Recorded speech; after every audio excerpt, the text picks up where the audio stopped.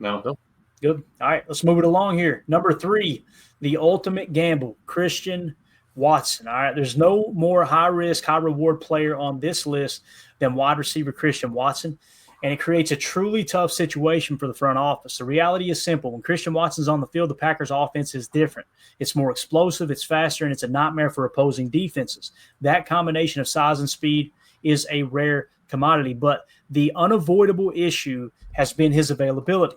Watson's career has been plagued by injuries, culminating in a devastating torn ACL at the end of the 24 season. He has yet to play a full, healthy season, and you just can't give top-tier money to a player you can't rely on to be on the field. This puts the Packers in a real bind. Do you bet on the game-changing talent, or do you protect yourself from the significant risk? And when you look at the PFF grades, guys, his rookie year, 77.1. Yeah. I think we forget that. That's the ceiling so far, which, in my opinion, that's borderline wide receiver 1 top performance there. He drops to a 68, and then last year, before he got hurt, he rebounded to a 70.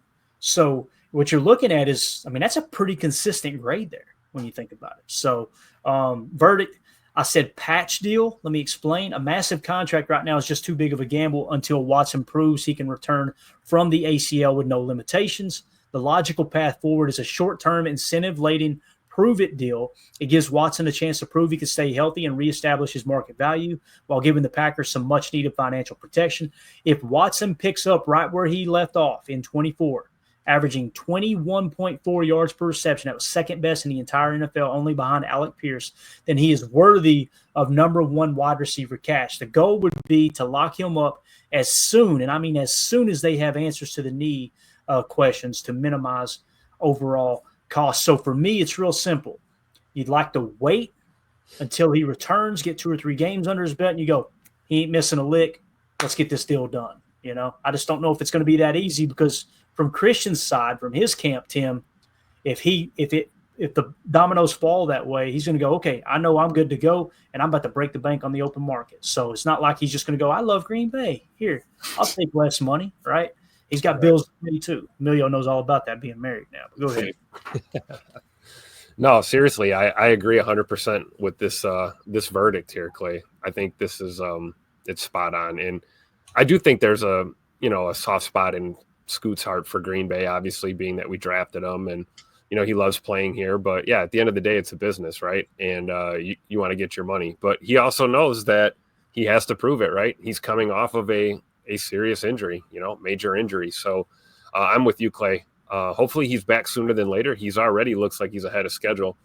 So, we were originally thinking November, I believe, was the early timeline. Looks like it could be sooner than that, hopefully. And the sooner he gets back and the sooner we can see what he looks like at full game speed, like to your point, the better we'll be able to make that final decision. Yeah, I think it's got to be a pay him. We can't go crazy with it. I don't think that he will, and I think that he also kind of wants to get that top dollar money too. So right, he wouldn't want to sign something where he's locked in for 5 years at 10 or 12 million, and then he goes and blows up for the next 3 years, and we got a screaming deal, and Christian Watson's like, where's my money? So I don't think they're going to put him into that pickle, but I do think that we still need to keep him around. I think there's that much potential there that you can't kick this to the curb yet. Yeah. Let's go to the chat, see what everybody's saying. Ed Madden says, Watson, I really hope he can stay healthy, dynamic, and just seems like a team-first guy. And that goes a long way, too. And there's precedent for that. We talked about Kenny Clark, right? He had underperformed. They gave him a huge contract extension. And you guys heard me say over and over and over, well, he is a locker room guy.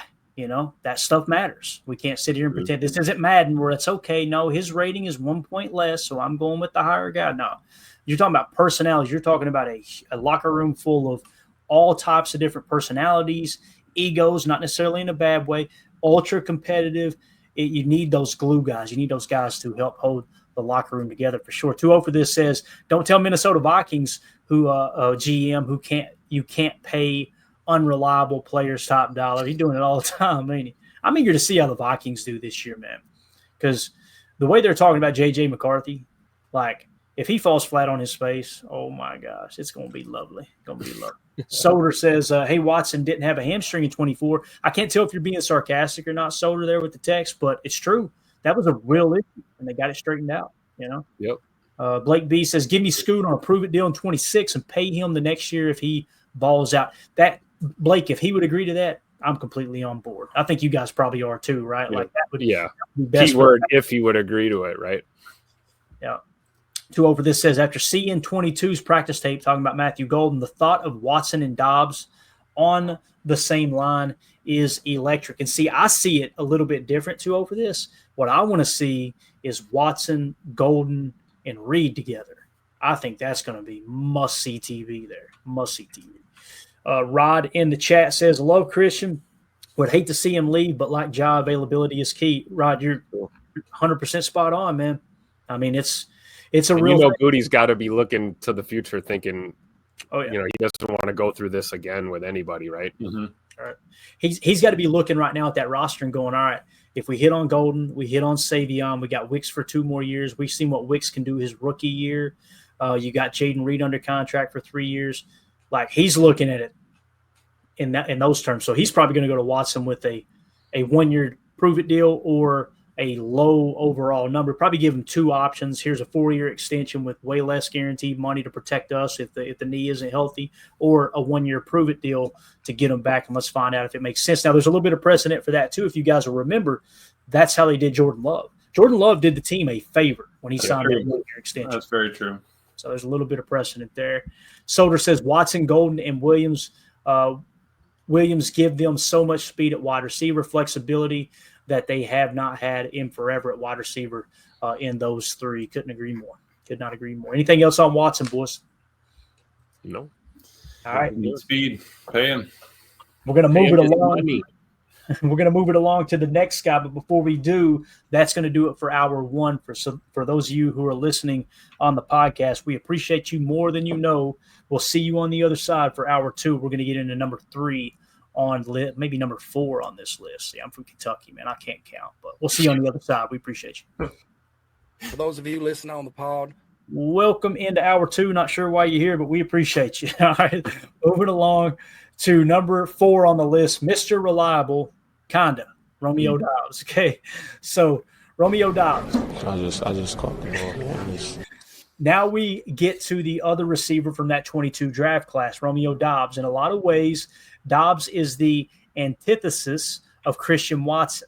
He might not have that rare top-end speed that drops your jaw, but he's reliable on third downs. He's become one of Jordan Love's most trusted targets, a guy who just has a knack for getting open and making the clutch catches that move the chains.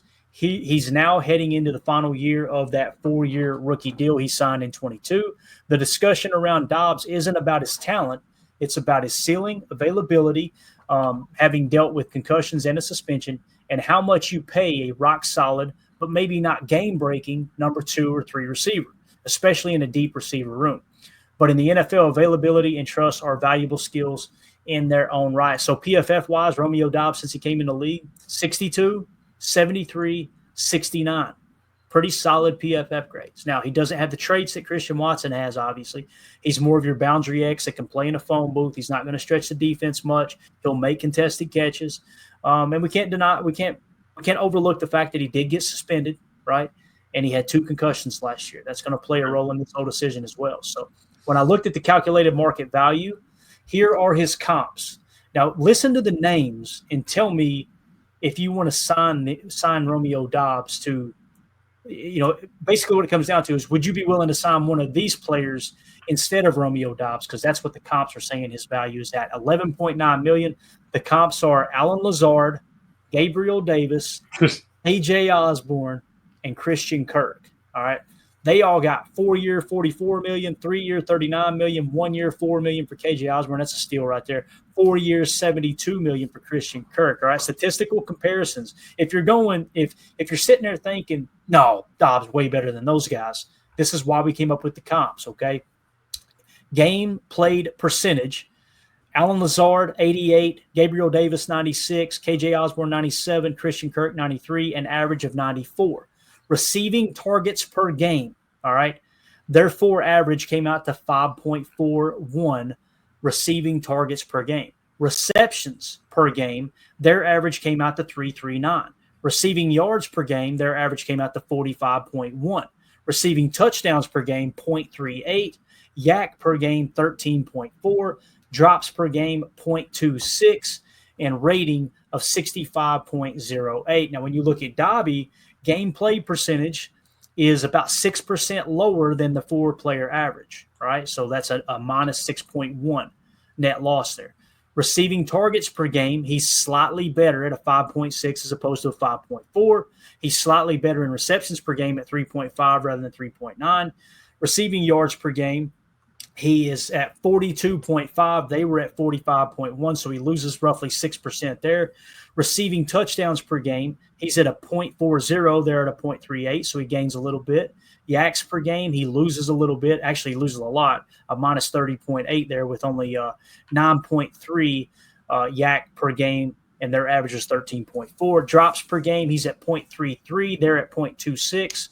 And then, of course, the rating comes out to a 65.08. His rating, a 69.1. So essentially what you've got is a median prime percentage change of minus 1.32, an average prime percentage change of minus 6.38. So I know there's people going, Doubs is better than those guys. All of the comps suggest he's not. And I know that's kind of tough for us as Packer fans who love Romeo Doubs to accept, but those are the numbers. Numbers don't care about my feelings, your feelings, anybody's feelings, you know. So essentially what you got is a calculated market value of 4 years, $47.7 million at 11.9 annual. My verdict is pass. All right. Doubs isn't going to break the bank. His consistency and chemistry with Jordan Love have been vital to the offense. He's earned a second contract, and it should be at a fair market price, reportedly at $11.9 million per year. But I would rather give that contract to Christian Watson once he's proven his recovery from knee surgery, while moving forward with Jaden Reed, Matthew Golden, and Savion Williams. So I'm out on Dobby at $11.9 million. I want to know what the chat thinks, and we'll go around the horn here. Emilio, you go first. How do you feel about Dobby at $11.9 million on 4 years? Yeah, at $12 million for him, it's kind of tough. The only thing holding on to me that would maybe say pay him would be his connection with Jordan Love, just how much they've worked together. How, if Jordan Love says, hey, I really want him here, maybe they work something out. Maybe they get him in at, 8 or 9, but at 12, I don't know. And I have to see it this year. I mean, if he can stay healthy this year, all right, let's talk about it. But I just feel bad about the concussions. If those come back, that could be an issue. The only thing holding him here is that connection with Jay Love that I think that you may pay a little bit extra for if your quarterback really wants him. But right now, I think I would have to pass on that. Yeah. Tim, what do you think, Bob? Oh, I hate this. Because, Rome's my dude. I'd like to see him stay. But when you talk numbers like this, we saw this coming years ago, right? We knew we weren't going to be able to keep him and Scoot. It was going to be a one or the other scenario at a certain point. And now with, Matthew Golden and Savion Williams in the fold, I personally think we're going to see Tay Wicks take a step forward this year. We talk about Jaden Reed. We've got talent in this room. So I think I'm going to have to reluctantly agree with you. Now, unless, Rome's willing to, take slightly below market value to stay in Green Bay. Right. But I think I'm with you, Clay. I think you're going to have to pass. I mean, basically that's what it is. It's between him or Scoot. Right. And despite him being one of my favorites, man, it's just going to be tough to keep him at that cost. It's also like, which injuries are you more, right, willing to deal with, right? Rather than, are you okay with, a second reoccurred concussion? Or are you okay with a couple freaks that Christian has had? And, who do you think is going to be growing after those injuries? I still would put my money on Scoot right now. Yeah, that's me. Fair. If Romeo is the only one up for a contract, I might feel a little different. But yeah, I'm choosing Christian over him personally. And I love the dynamic of, Christian Watson can do things that Romeo Doubs can't, right? Matthew Golden can do things, if he pans out, that Romeo Doubs can't. I'm talking about the speed, right? The thing that Romeo does well is he plays in the phone booth, right? He's got good route running, probably I wouldn't say very good, but good route running ability. And I think he's very good in contested catches. Now you see the drops, like that's a little bit of an issue here, right? The drops per game.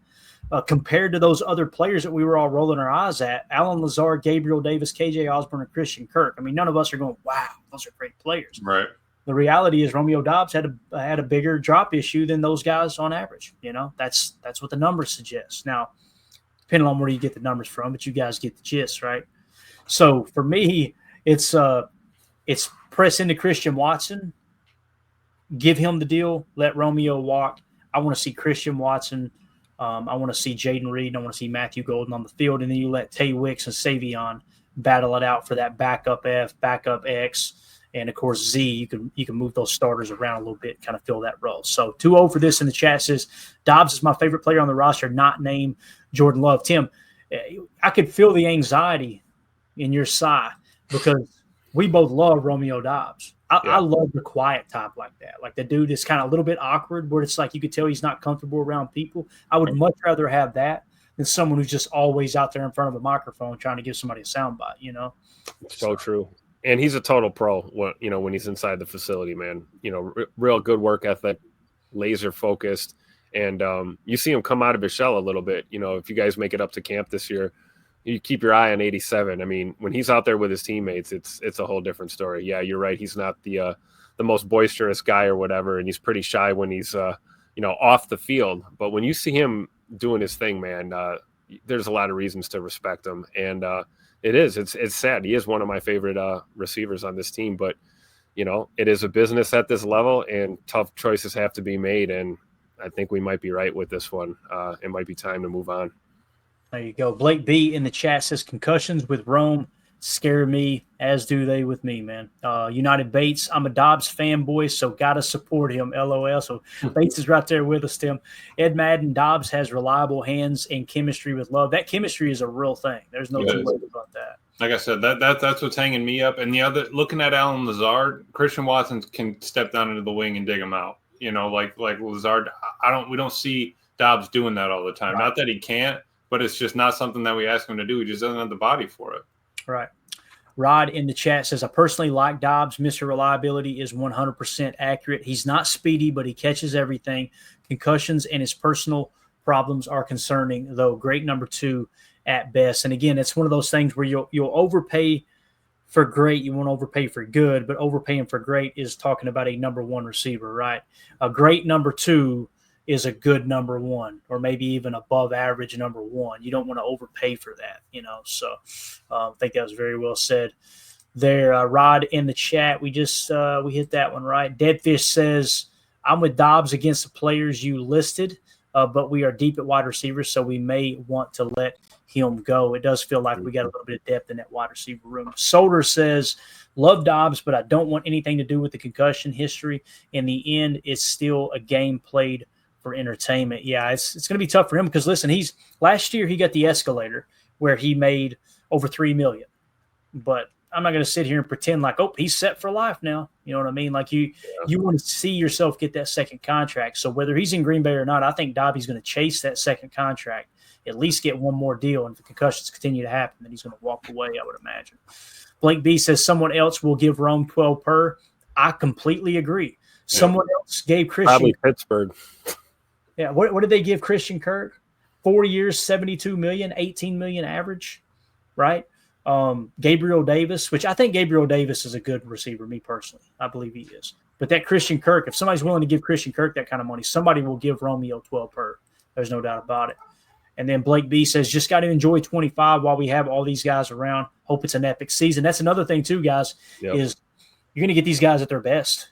They're playing for their contracts. They're playing for that next deal, whether it's in Green Bay or not. So you're going to get a highly motivated Romeo Doubs. The problem is if we start to try to work in other receivers in his place, that seems to be what upset him last year, right? And, I was thinking about this. I don't want to come down too hard on Romeo, but I also don't want to come down too hard on the organization. But you guys remember when we covered Sean Ryan missed his escalator by what was it like? 2 snaps or something? Yeah, something crazy. Like 2 or 3 snaps. Now, timeout, rewind. What did Romeo Doubs say when he got suspended? He skipped practice and everything, right? He said, I'm trying to do what's best for my family. And then what did we see the rest of the year? Dontavion Wicks, they force-fed the ball to Dontavion Wicks. So it kind of feels like maybe, and listen, cue up the conspiracy music. Spinning. Maybe they were trying to stay away from that escalator with Dobby and save $2 million, $3 million, really. You know, does that make sense? Like, that's a real thing that happens in the NFL. So it all kind of makes sense now, you know. And I don't blame Doubs. Like, hold up a minute. You guys see me tracking to get this bonus, and this is strictly speculation, guys. Please don't take this the wrong way. I'm just kind of thinking out loud. If I'm in Dobbs' shoes and I see I'm on track for an escalator, right? And then all of a sudden they come out, you know, the week that I'm set to hit it or closing in on it, right, at the pace I'm going, and they go, hey, look, we're going to change things up. We want to try Dontavion at the X. Dobbs, you're going to come in off the bench. Let's assume that conversation happened. I would be mad too. I'd be like, hold up a minute. You're literally trying to take money out of my pocket here, you know? And I don't think anybody's going to stand on the table and vouch for Dontavion Wicks as if he has better hands than Romeo Doubs. We've seen last year he doesn't, you know? So I don't know if all that makes sense or not, but that didn't expect it to go down that road, but here we are. Yeah, I think you're spot on there, Clay. It's kind of tough. Yeah. Yep. All right, moving along. Number 5, Zayfam in the chat. We got the wild. No, he's watching